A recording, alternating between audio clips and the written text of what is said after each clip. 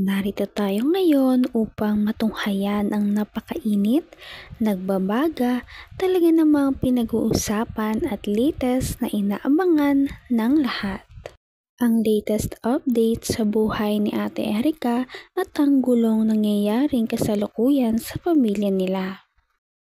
Mas lalo pang gumulo ang sitwasyon noong magsalita na ang mama ni Erika na si Ate Gina at sinasabing iniskam daw ni Kalinga Prab si Ate Erika dahil vinavlog lamang daw siya nito at hindi binabayaran. Linawin lang ito ha.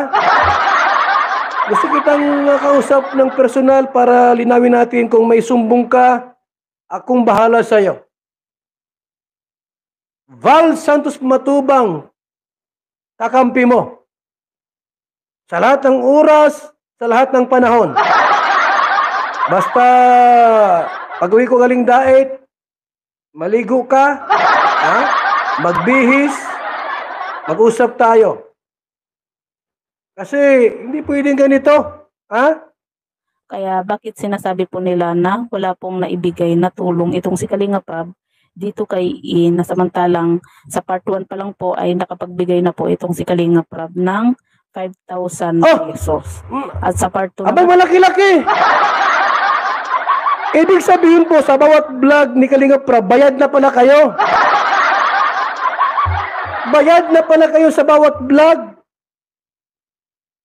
Wala ka nang hanap. Tapos masabi kang hindi naising ko walang binibigay si Kalinga Prab. 5,000. Ang vlog ko po, 2,000 lang ang vlog ko.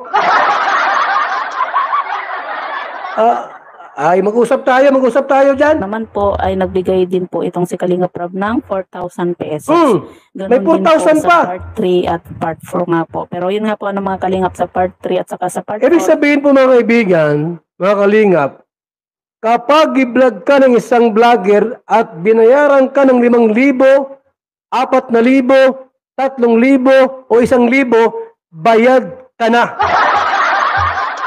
Huwag ka na maghanap pa ng anumang tulong. Bayad na.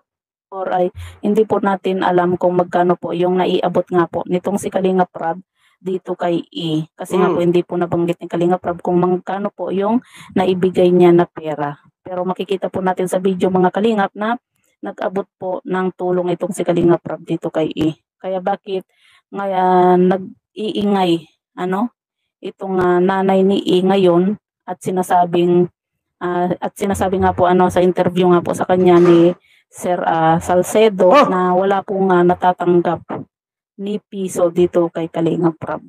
Ito po mga Kalingap, mga kaibigan, lilinawin natin ito. Handa akong tumulong kay Gina Zurita.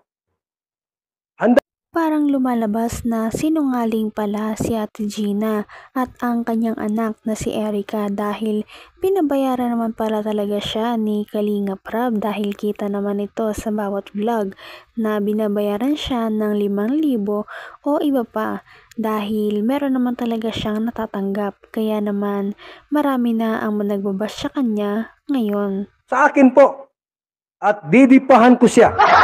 Ha? Opo. Diba? Kumaga talagang sinisiraan itong si Kalinga Prab. At sa pabahay pa lang po, diba? Ipagpalagay na po natin mga Kalingap na hindi nga po napabahayan itong si E dahil nga po sa umalis na nga po ito, diba? Alam naman natin na kapag sa pabahay nga po ni Kalinga Prab ay talagang gumagastos din po itong si Kalinga Prab. Nandun na nagbibigay po yung mga sponsor pero pagka kulang po yung budget ay talagang dinadagdagan po ni Kalinga Prab yung budget nga po para sa pabahay. Bawat pabahay po ni Kalinga Prab ay meron po siyang ampag. Kaya mga Kalinga Prab, mga kaibigan, abangan niyo po yung ating part 2 nito. Hindi ko ito tatantanan hanggat hindi makuha ni Ate Gina ang katarungan, ang hustisya po. Alamin natin lahat. Nanay Gina Panza Zurita, ako ang kakampi mo sa laban mong ito. Sasamahan kita kahit saan. kakampi mo si Val Santos Matubang. Pupunta ako sa bahay mo, maligo ka, magtabango, at magkwentuhan tayo, at magkape. Ha? Lahat ng reklamo mo sa mga vlogger na yan, akong bahala sa'yo. Ako ang bahala sa'yo. Sa anak mong si Erika, kung nasaan ka man ngayon, kung may mga nang-aapi sa'yo, just text me. Handa akong tumulong. Ang numero ko, 0929-1132469. Kung wala ka ng allowance, wala kang pera, akong bahala. Marami akong pera dito, bibigyan kita. Ha? Huwag na isama yung isa mong kapatid, yung motor daw, yung sinanla ba yung... hindi ko alam kasi mayroong mga screenshots po mga kaibigan na yung daw kapatid mo, yung tricycle, ni isanla daw yon.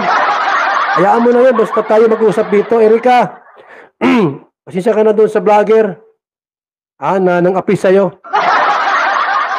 I-text mo ako, tawagan mo ako sa numero ko, 0929-1132469.